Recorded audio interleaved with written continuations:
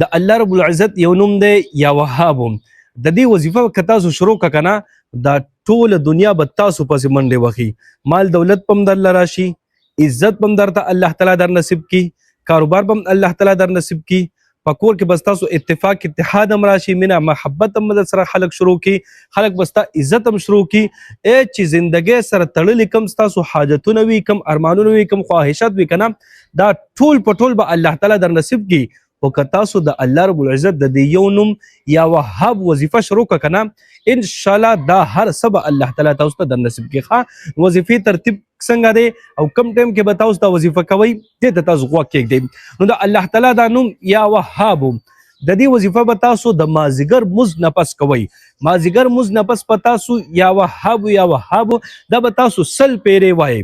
ها مخکې به ته درود شریف وای او کنه به وای ته نو بهتره ده چې تاسو ته نه مخکې یو پیره درود شریف وای. هر وظیفه چې تاسو کوي کنه مخکې ته نه یو پیره یا درې پیرې درود شریف ویل پکار دي.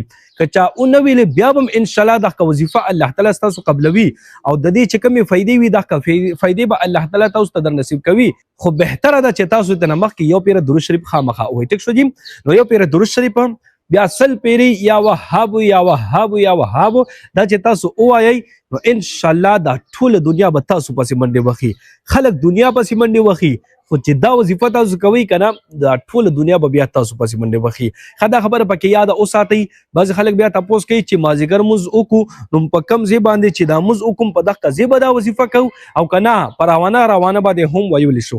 نو بهتره خدا ده چې تاسو هم په کم ځای کې د مازدیګر مونځ وکړئ همدغه ځای کې تاسو دا وظیفه وکړئ دا ډیره بهتره ده.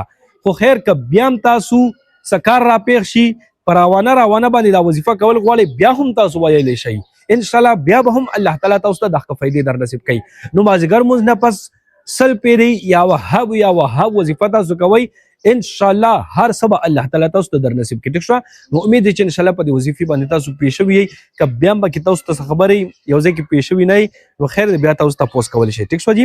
کوشش کوئ ویډیو تاسو ډېره شیر کوئ چې هر مسلمان ته دا ویډیو ورسېږي دا وظیفه هغه زده کړي دا شروع کړي نو هغوی به تاسو ته دعاګانې کوي.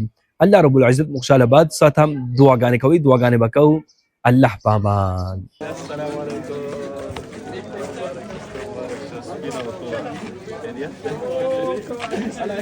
السلام علیکم. یا السلام علیکم.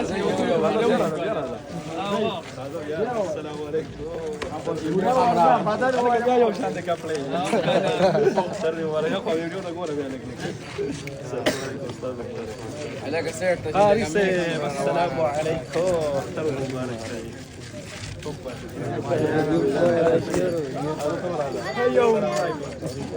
تقبل الله منا ومنكم صالح الاعمال.